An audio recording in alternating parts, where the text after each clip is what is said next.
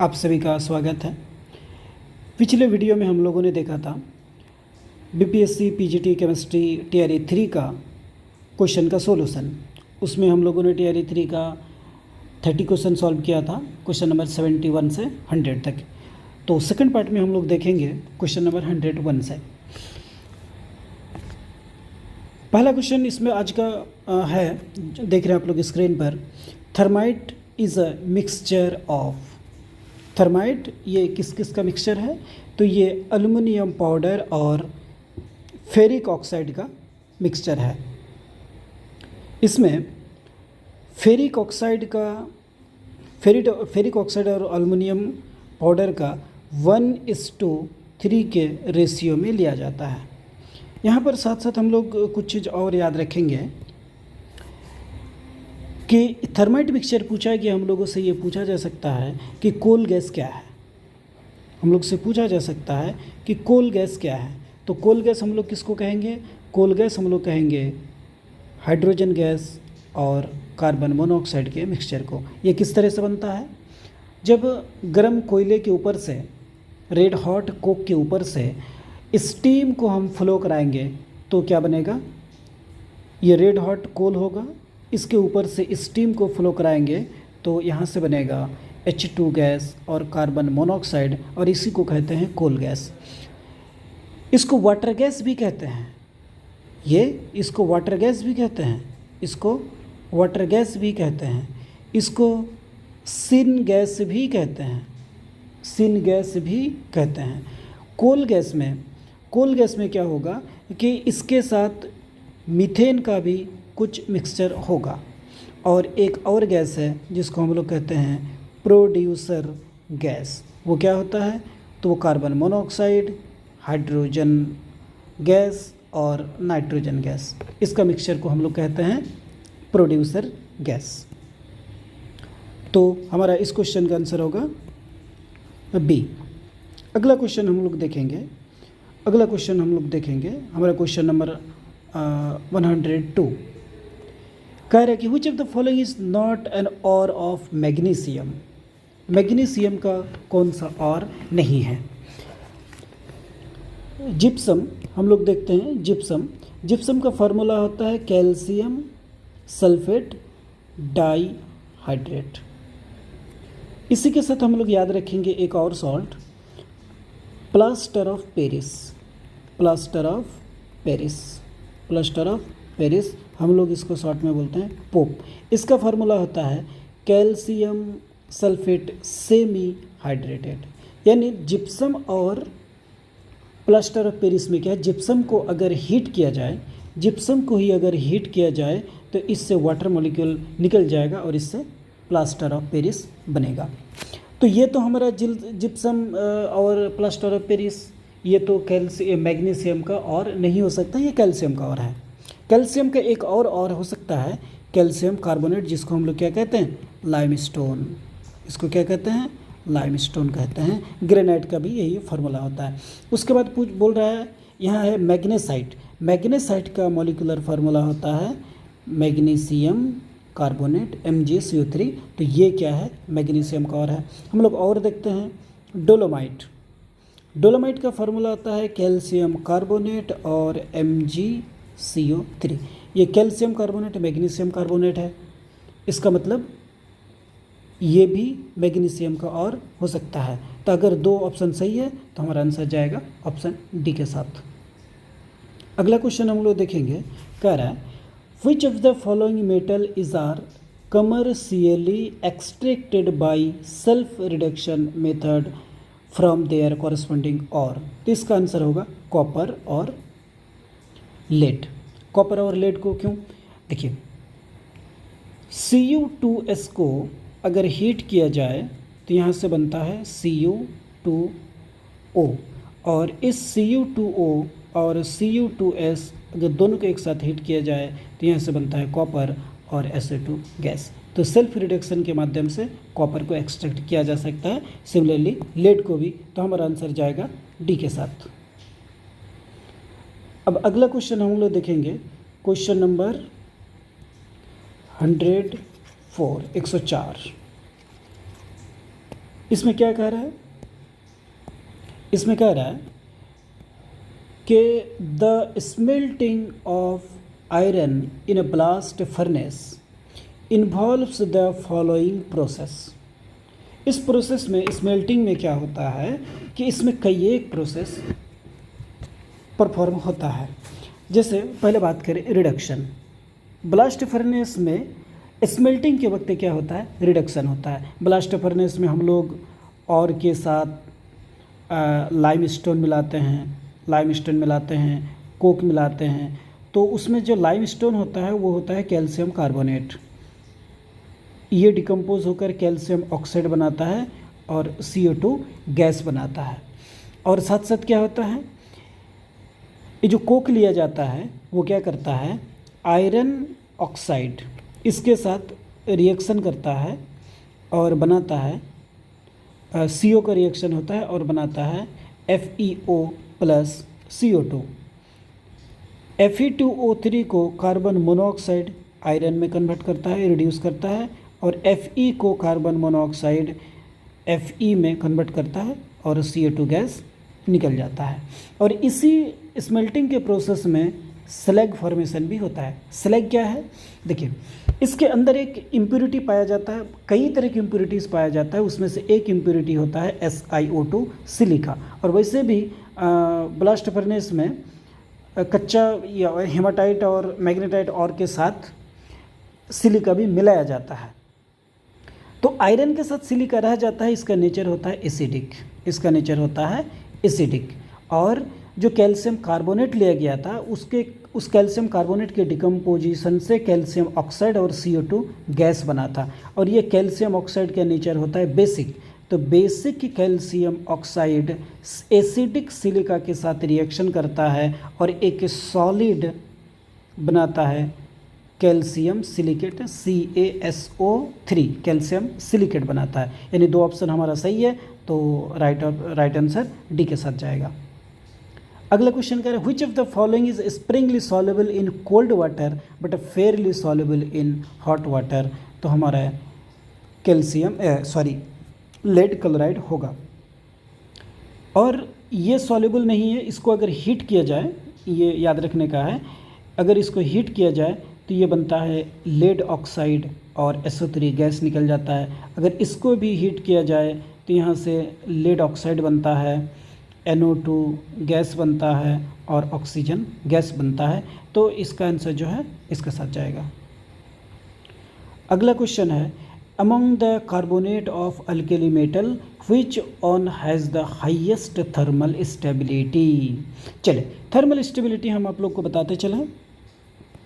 इसके thermal stability की बात करें तो lithium carbonate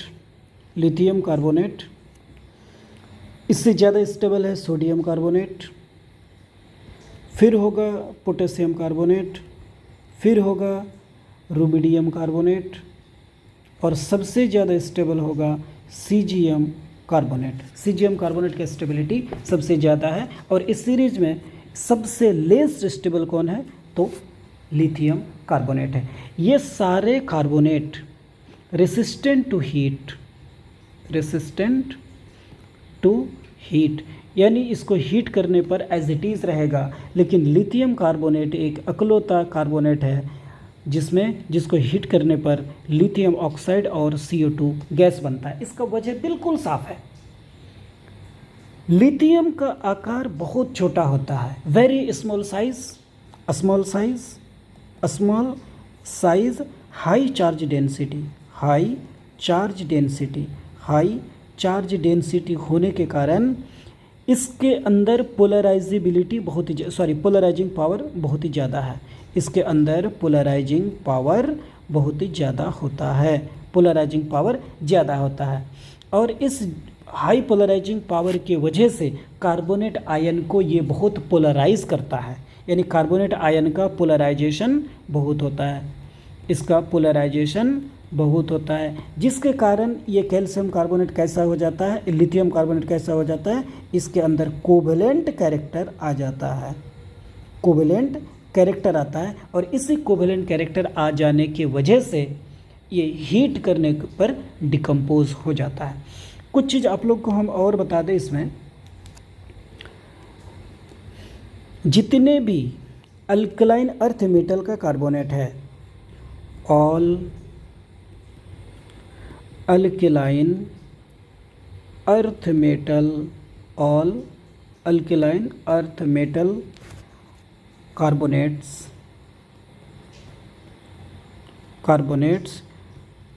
decompose on heating to metal oxide and liberate CO2 gas. यानी कोई भी कार्बोनेट ले लीजिए आप, MCO3, इसको हीट करने पर क्या होगा,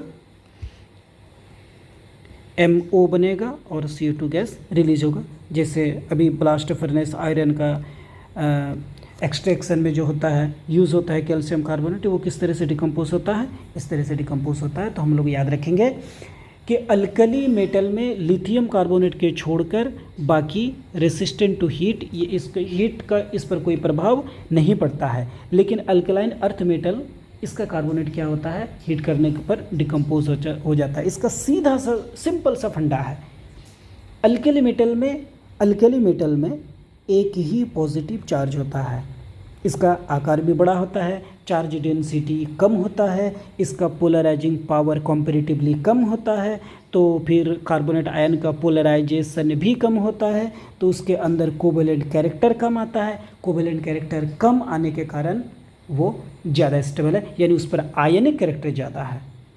तो हमारा आंसर किसके साथ जाएगा, हमारा आंसर सबसे ज़्यादा stable CgM carbonate, A answer होगा।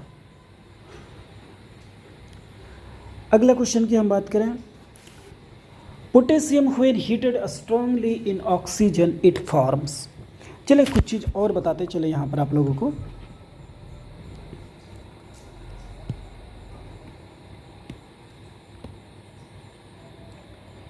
Alkali metal lithium, sodium, potassium, rubidium, CgM।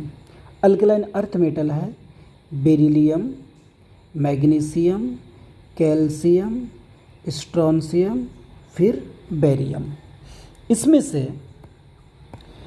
से ये तीन एलिमेंट, ये तीन मेटल क्या करता है, नॉर्मल ऑक्साइड बनाता है। ये नॉर्मल ऑक्साइड बनाता है, ये नॉर्मल ऑक्साइड बनाता है। और सोडियम और कैल्शियम, स्ट्रोंशियम, बेरियम ये पर ऑक्साइड बनाता है। ये क्या बनाता है, पर ऑक्साइड बनाता है। और जो बच गया ये तीन एलिमेंट एयर के साथ रिएक्शन करके ये क्या बनाता है, सुपर ऑक्साइड बनाता है।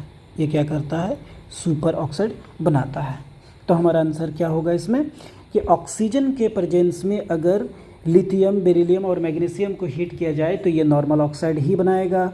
सोडियम, कैल्शियम, स्ट्रोंशियम और बेरियम को अगर एयर के प्रेजेंस में हीट किया जाए, एयर के साथ रिएक्शन कराया जाए, ऑक्सीजन के साथ रिएक्शन कराया जाए, कैसे भी आप लोगों से पूछे, तो ये क्या बनाएगा, पर ऑक्साइड बनाएगा।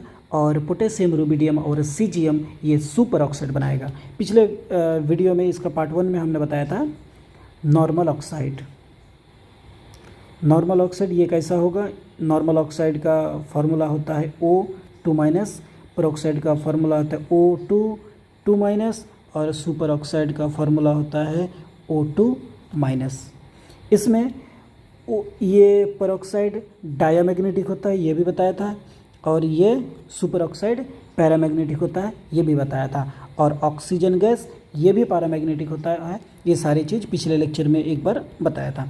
चलिए, तो 107 नंबर क्वेश्चन का आंसर किसके साथ जाएगा, बी के साथ। अगला क्वेश्चन है, which of the following is the most important factor in making lithium metal the strongest reducing agent. Lithium metal को कौन सा फैक्टर एक स्ट्रॉन्ग रिड्यूसिंग एजेंट बनाता है?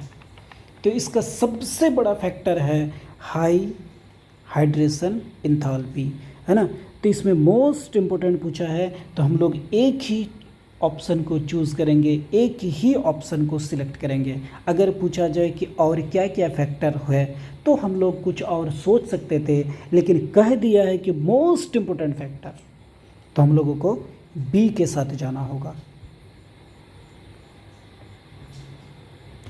उसके बाद पूछा है which of the following alkaline earth metal hydroxide is the least soluble in water. देखिए इसके सॉल्युबिलिटी की बात करें, अगर इसकी सॉल्युबिलिटी की बात करें तो जैसे जैसे सॉल्युबिलिटी की बात करें, जैसे जैसे केटायन का साइज़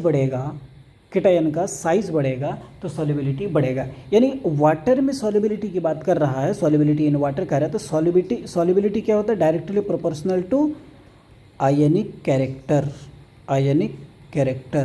और ionic character directly proportional to size of cation, है ना। और ये सॉल्युबिलिटी ही डायरेक्टली प्रोपोर्शनल टू क्या है, बेसिक कैरेक्टर।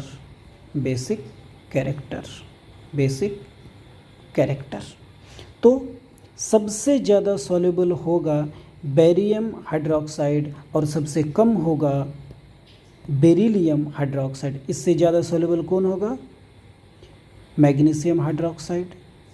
इससे ज़्यादा सॉल्युबल होगा कैल्शियम हाइड्रोक्साइड। इससे ज़्यादा सॉल्युबल स्ट्रोंशियम हाइड्रोक्साइड, और सबसे ज़्यादा सॉल्युबल होगा बेरियम हाइड्रोक्साइड। और सबसे स्ट्रॉन्ग बेस इसमें अल्कलाइन अर्थ मेटल में ग्रुप 2 में ये स्ट्रॉन्ग बेस है, और ये वीक बेस है, और ये एम्फोटेरिक है। ये क्या है, एम्फोटेरिक है। अगर इसका ऑक्साइड का बात पूछा जाए तो BeO ये एम्फोटेरिक है, और बेरियम ऑक्साइड ये स्ट्रॉन्ग बेस है।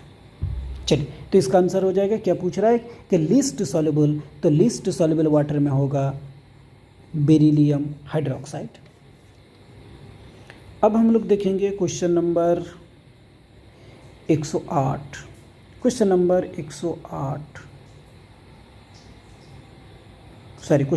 109 देखें, क्वेश्चन नंबर 109। उसके बाद देखेंगे क्वेश्चन नंबर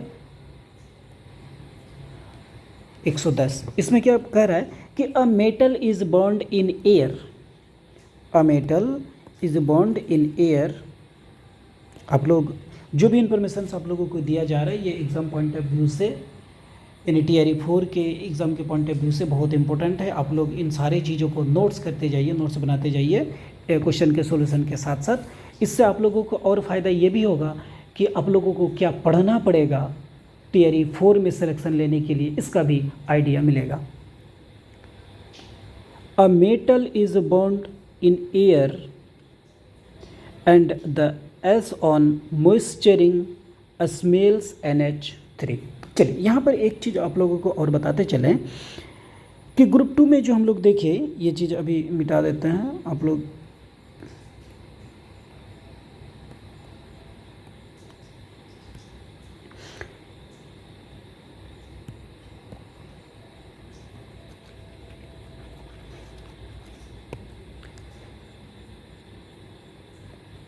एयर में O2 गैस है, N2 गैस है, ये 21% है, ये 78% है। उसके बाद और भी गैसेस का मिक्सचर है। तो नाइट्रोजन के साथ रिएक्शन करता है ये सारे, लिथियम और बाकी के अल्कलाइन अर्थ मेटल, है ना। यानी लिथियम नाइट्रोजन के ऑक्सीजन के साथ रिएक्शन करता है, और एयर का नाइट्रोजन के साथ भी रिएक्शन करता है।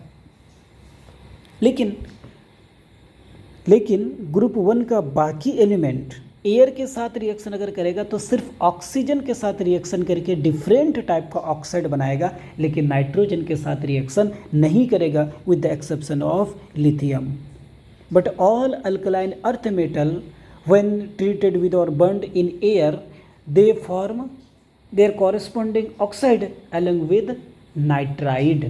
यानी अब हम लोग देखते हैं कि एक्चुअली होता क्या है। ये मैग्नीशियम ही एक ऐसा मेटल है, मैग्नीशियम एक ऐसा मेटल है जो एयर के साथ रिएक्शन करेगा। यहाँ हम लिखते हैं एयर, एयर के साथ रिएक्शन करेगा। एयर यानी mixture of oxygen gas, nitrogen gas and other different gases.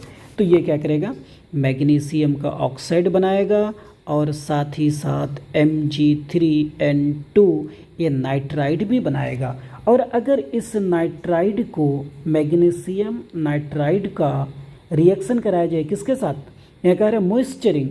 Moisture का मतलब, मॉइस्चर का मतलब, मॉइस्चर का मतलब वाटर वेपर यानी वाटर। तो यहाँ से क्या होगा, मैग्नीशियम हाइड्रोक्साइड बनेगा और अमोनिया गैस बनेगा। और यही अमोनिया गैस क्या करता है, स्मेल देता है।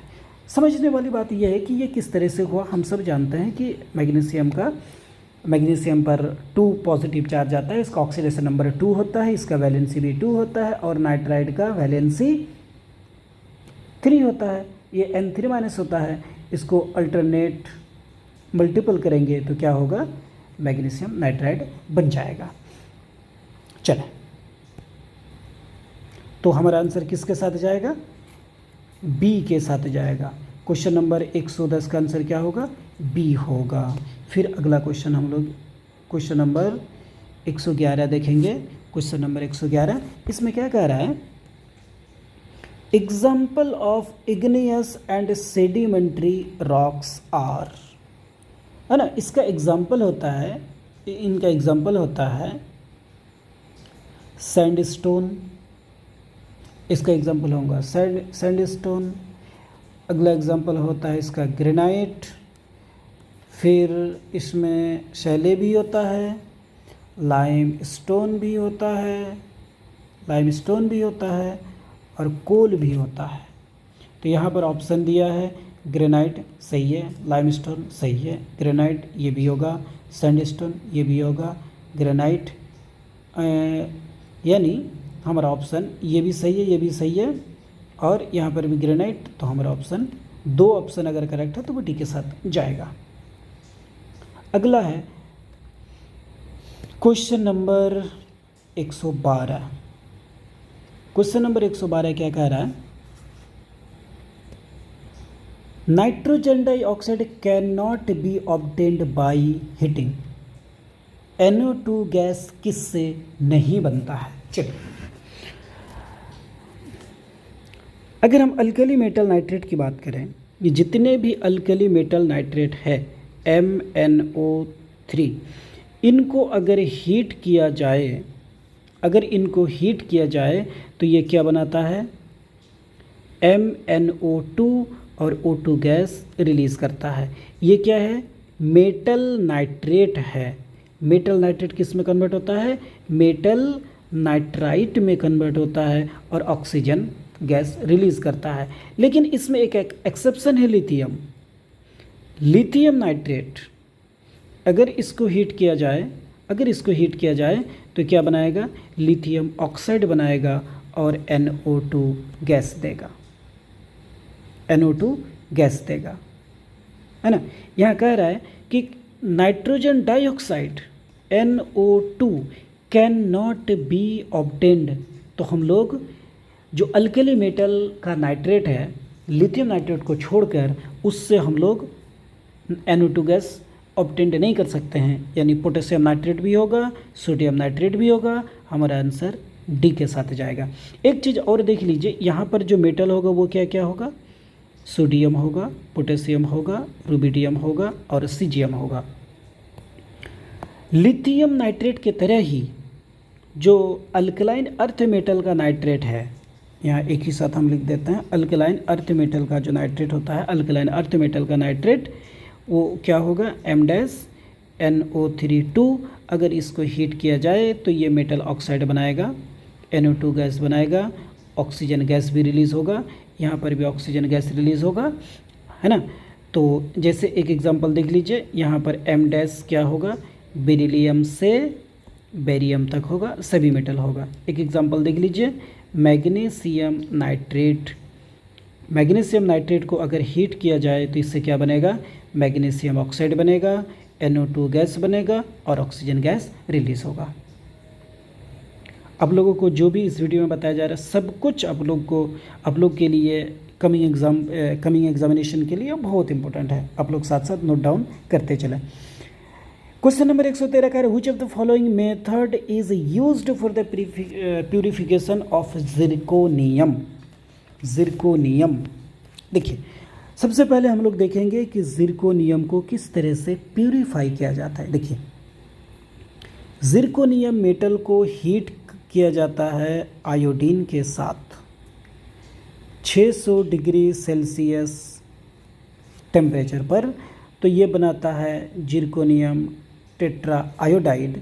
और जब इसको हीट किया जाता है लगभग 1500 डिग्री सेल्सियस टेम्परेचर पर, तो जिरकोनियम मिल जाता है, I2 निकल जाता है। तो ये तो जिरकोनियम रिएक्शन किया, फिर से जिरकोनियम मिला। देखिए यहाँ होता क्या है कि ये जिरकोनियम होता है इम्प्योर, ये कैसा है, इम्प्योर जिरकोनियम है, और ये प्योर जिरकोनियम है। यानी सिर्फ जिरकोनियम ही आयोडीन के साथ रिएक्शन करता है। 2 आयोडीन ले लेंगे, सिर्फ जिरकोनियम ही आयोडीन के साथ रिएक्शन करके जिरकोनियम आयोडाइड के रूप में अलग हो जाता है, और फिर से इसको हीट करके हम लोग प्योर जिरकोनियम ऑब्टेन कर लेते हैं।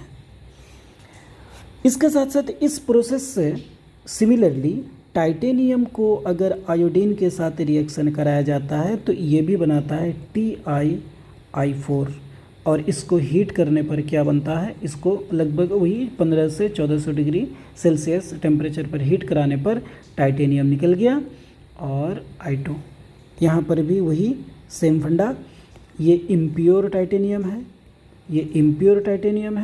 और ये प्योर टाइटेनियम है।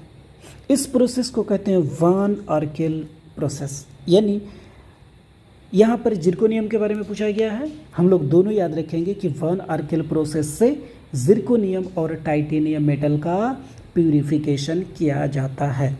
सर ये मॉन्ड प्रोसेस क्या है, ये एक ऐसा प्रोसेस है। देखिए, एक मेटल और है निकेल, इम्प्योर निकेल। ये कैसा, तो ये इम्प्योर निकेल। इस इम्प्योर निकेल को कार्बोनिल यानी कार्बन मोनोऑक्साइड के साथ हीट किया जाता है, तो निकेल कार्बोनिल एक कॉम्प्लेक्स बनता है, और फिर इस कॉम्प्लेक्स को हीट करेंगे तो यहाँ से प्योर निकेल बन जाएगा, मिलेगा, और कार्बन मोनोऑक्साइड निकल जाएगा। और ये कैसा, इम्प्योर निकेल है, इसको हीट करेंगे कार्बन मोनोऑक्साइड के साथ, ये निकेल टेट्रा कार्बोनिल कॉम्प्लेक्स बनाएगा, फिर से इसको हीट करेंगे प्योर निकेल और कार्बन मोनोऑक्साइड गैस निकल जाएगा। ये होता है मॉन्ड प्रोसेस।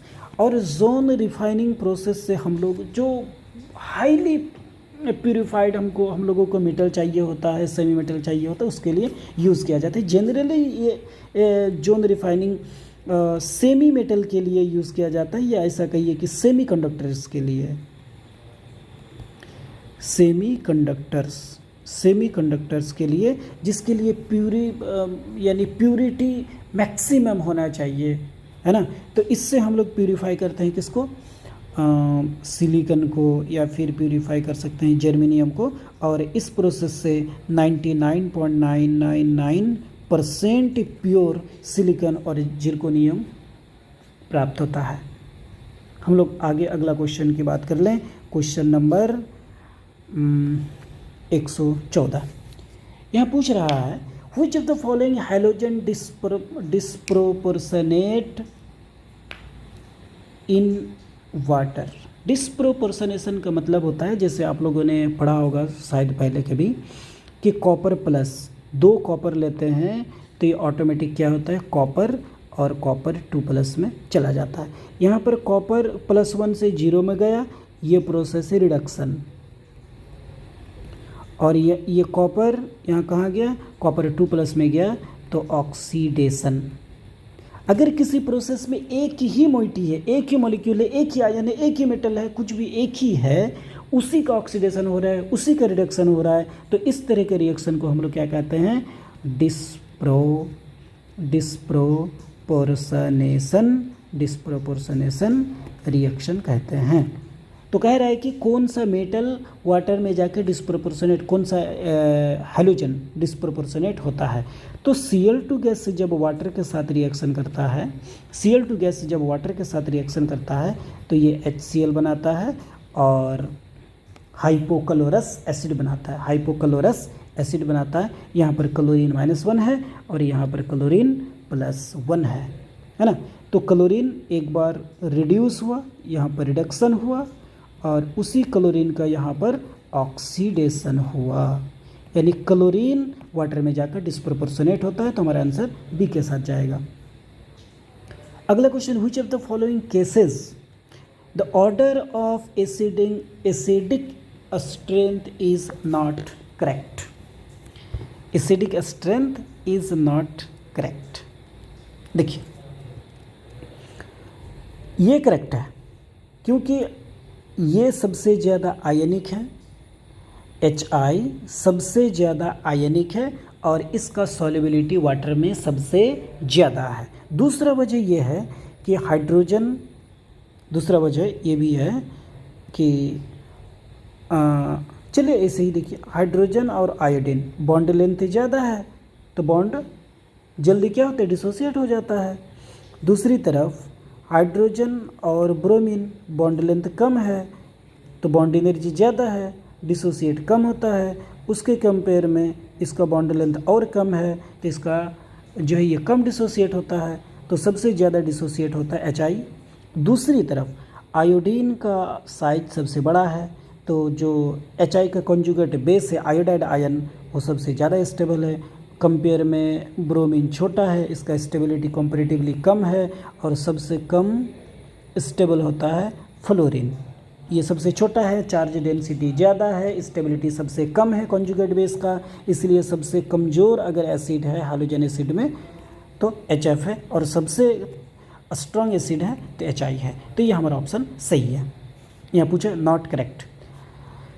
अगर एक सीरीज ऑफ ऑक्साइड मिले या ऑक्सी एसिड मिले तो हम लोग याद रखेंगे कि ऑक्सीडेशन नंबर अगर सेम हो, OS सेम, अगर OS सेम है केस 1 में, अगर ऑक्सीडेशन नंबर सेम है तब क्या होगा, इलेक्ट्रोनिगेटिविटी इंक्रीज़ करेगा तो एसिडिटी इंक्रीज़ करेगा। तो इस हिसाब से सबसे ज़्यादा एसिडिटी इसका होगा, सबसे ज़्यादा एसिडिटी इसका होगा, सबसे कम एसिडिटी इसका होगा। तो नॉट करेक्ट यही है, नॉट करेक्ट यही है। तो 115 का आंसर बी के साथ जाएगा, ये सही है। एसिडिक स्ट्रेंथ अगर मेटल सेम रहे, अगर एलिमेंट सेम है तब क्या होगा, OS इंक्रीज़ करेगा तो एसिडिटी इंक्रीज़ करेगा, OS ऑक्सीडेशन नंबर इंक्रीज़ करेगा तो एसिडिटी इंक्रीज़ करेगा। करेक्ट आंसर क्या होगा, करेक्ट आंसर बी होगा, करेक्ट आंसर बी होगा। अब हम लोग देखेंगे क्वेश्चन नंबर 116। अब हम लोग देखेंगे क्वेश्चन नंबर 116।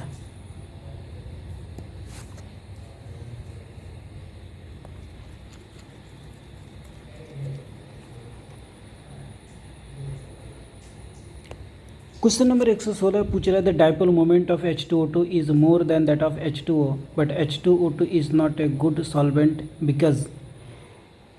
देखिए डाइपोल मोमेंट ज़्यादा होने पर सॉल्युबिलिटी ज़्यादा होना चाहिए था, लेकिन ये ज्यों ही रिएक्शन में जाता है ये डिसोसिएट हो जाता है ना।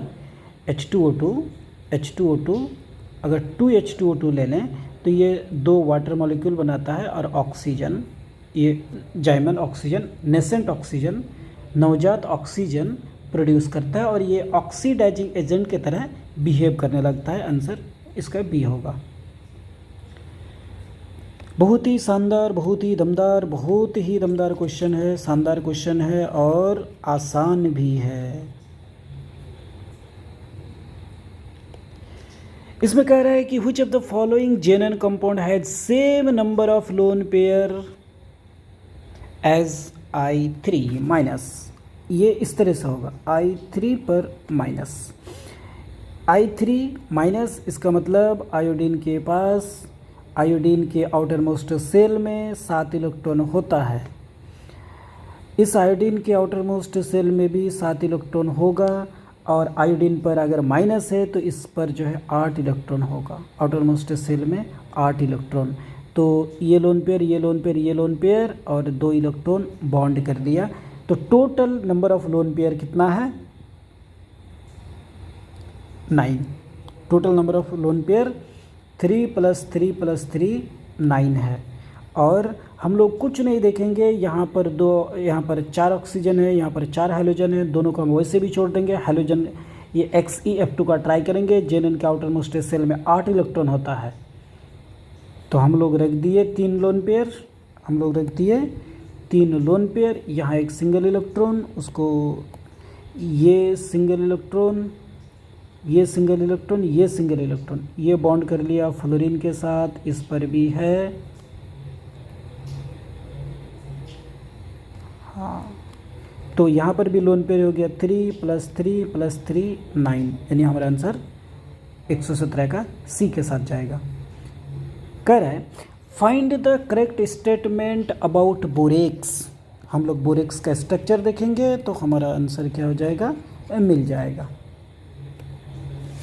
देखिए बोरेक्स का स्ट्रक्चर किस तरह से होता है, आप लोग आसानी से बना सकते हैं।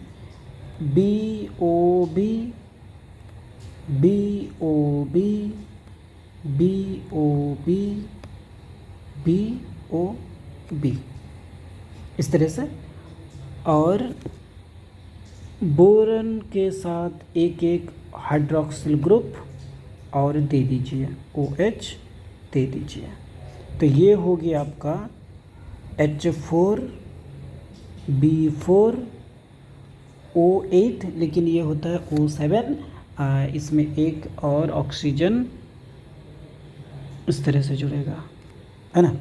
तो ये होता है बोरेक्स का स्ट्रक्चर।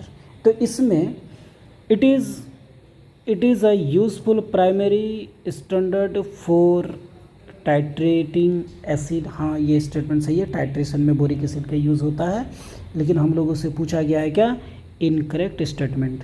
दूसरा क्या, 1 mole of borax contain 4 BOB bond. चलिए देखिए 4 BOB बॉन्ड है कि नहीं है, एक BOB बॉन्ड, दूसरा, तीसरा, चौथा, पांचवा, टोटल 5 BOB बॉन्ड है। और अगर ये एक्वस सॉल्यूशन में जाता है तो एक बफर बनाता है, ये भी ऑप्शन सही है, यानी इनकरेक्ट ऑप्शन यही है जो हमारा क्वेश्चन में पूछा गया, तो ये राइट ऑप्शन है। अब हम लोग देखेंगे क्वेश्चन नंबर 119। क्वेश्चन नंबर 119 बहुत ही आसान सा क्वेश्चन है। कह रहा है which of the following oxy acid contain both PH and PP bond simultaneously. देखिए जब भी फॉस्फोरस का हाइड्रोक्सी एसिड व ऑक्सी एसिड के बारे में पूछा जाएगा, आप लोग को करना क्या है, सबसे पहला काज, कुछ भी हो, कैसो भी फार्मूला दे दिया हो, सबसे पहला काम आप लोग का क्या होगा, फॉस्फोरस 2 है, दोनों को लिखिए, और फॉस्फोरस के साथ एक डबल बॉन्ड ऑक्सीजन आप लोग अवश्य ही दीजिए, दे दिए। उसके बाद 5 ऑक्सीजन में से 2 ऑक्सीजन चला गया, 4 हाइड्रोजन है, हम क्या किए, यहाँ पर OH दिए, यहाँ पर OH दिए, 1 ऑक्सीजन बचा और 2 हाइड्रोजन। अगर हम यहाँ ऑक्सीजन OH देंगे तो हमको यहाँ भी OH देना होगा, 6 ऑक्सीजन हो जाता है, ये संभव नहीं है। इसलिए हम लोग क्या करेंगे, दोनों में हाइड्रोजन दे देंगे और ऑक्सीजन को 2 फॉस्फोरस एटम के बीच में देंगे। अब इसकी अगर बात करें, इसके स्ट्रक्चर की, तो सेम वही हम लोग काम करेंगे, P डबल बॉन्ड O, यहाँ पर 7 ऑक्सीजन है तो हम लोग यहाँ पर OH दे सकते हैं, कोई दिक्कत नहीं है। 6 ऑक्सीजन एटम चला गया, एक अभी भी बचा हुआ है, तो फास्फोरस चूँकि 5 बॉन्ड करेगा तो हम फास्फोरस और ऑक्सीजन को इस तरह से कनेक्ट कर दिए। अब बच्चा हमारा क्या, P2H4P2O6। हम लोग फिर से क्या करेंगे, P double bond O, P double bond O, 4 hydrogen है तो हम लोग क्या करेंगे, OH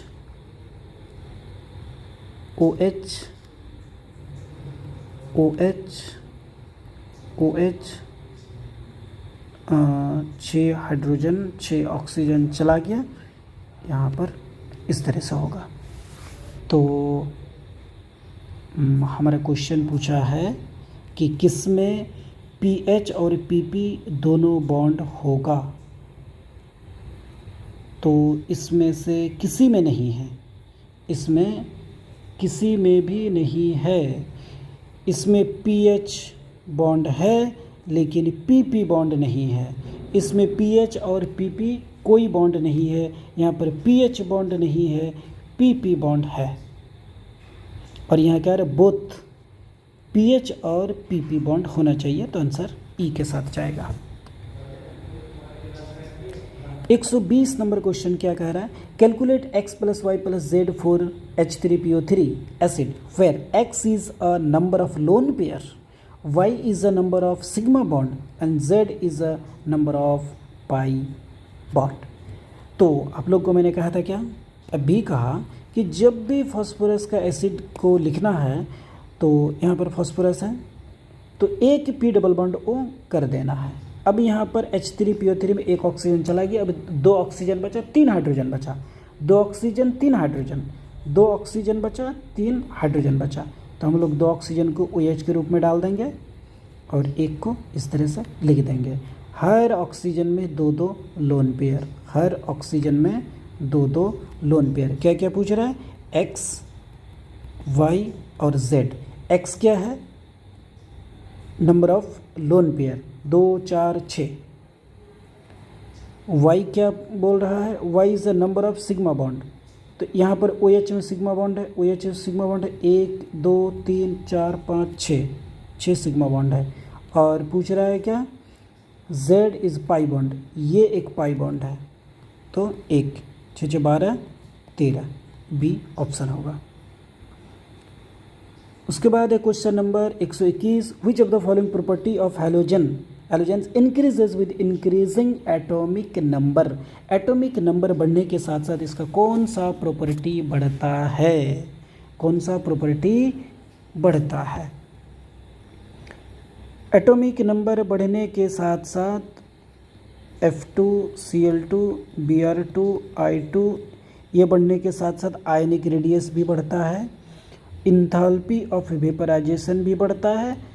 तो आंसर जो करेक्ट आंसर होगा वो क्या होगा, करेक्ट आंसर डी होगा। करेक्ट आंसर 121 का डी होगा।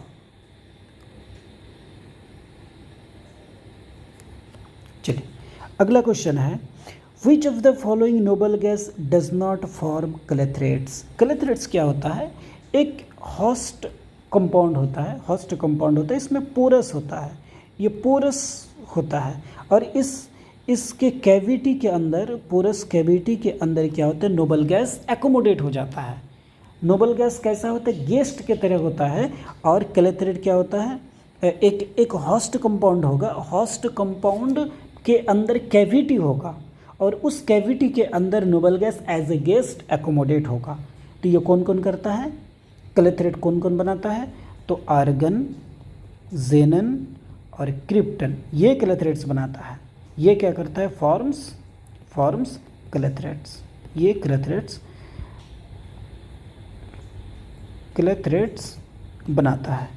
आर्गन, जेनन, क्रिप्टन, आर्गन क्रिप्टन जेनन बनाता है, नियोन नहीं बनाता है, तो आंसर नियोन होगा। 122 नंबर का भी हो गया। अब हम लोग देखेंगे क्वेश्चन नंबर 123 नंबर क्वेश्चन में क्या कहता है कि which of the following do not have tendency to act as ligand during complex formation. Complex formation में लिगेंड की तरह काम करता है NH3 अमोनिया और PH3 फॉस्फेन। ये दोनों मेटल को क्या करता है, लोन पेयर डोनेट करता है। बिस्मथ और इसको कहते हैं बिस्मुथीन और इसको कहते हैं आर्सिन, ये नहीं करता है, आंसर डी होगा। कह रहे which of the following acts as an oxidizing as well as reducing agent, इसमें से ऑक्सीडाइजिंग और रिड्यूसिंग कैरेक्टर किसके किसके अंदर है ना। तो नाइट्रस एसिड, इसके अंदर ऑक्सीडाइजिंग कैरेक्टर भी है, इसके अंदर भी ऑक्सीडाइजिंग कैरेक्टर है, यानी ऑप्शन डी होगा। और ये सिर्फ रिड्यूसिंग कैरेक्टर दिखाता है, ये सिर्फ रिड्यूसिंग कैरेक्टर दिखाता है, ये सिर्फ रिड्यूसिंग कैरेक्टर दिखाता है। 125 number question, iodine is formed when potassium iodide reacts with, देखिए अगर पोटेशियम आयोडाइड को रिएक्शन कराया जाए Cl2 गैस के साथ, चूँकि ये ज़्यादा इलेक्ट्रोनेगेटिव है तो ये नेगेटिव फॉर्म में रहना चाहेगा, क्लोराइड के रूप में रहना चाहेगा, तो ये बना लेगा KCl और I2 गैस को लिबरेट कर देगा, I2 सॉलिड को लिबरेट कर देगा, ये इक्वेशन होगा। और CuSO4 को अगर Ki के साथ रिएक्शन कराया जाए तो यहाँ से Cu2I2 होगा, I2 होगा और K2SO4 होगा, यानी ये भी होगा, ये भी होगा, आंसर डी होगा। कह रहा है iron is rendered passive bye treatment with, ये नाइट्रिक एसिड होगा। जब आयरन को concentrated and hot nitric acid के साथ रिएक्ट कराया जाता है तो ये पैसिव फिल्म बना लेता है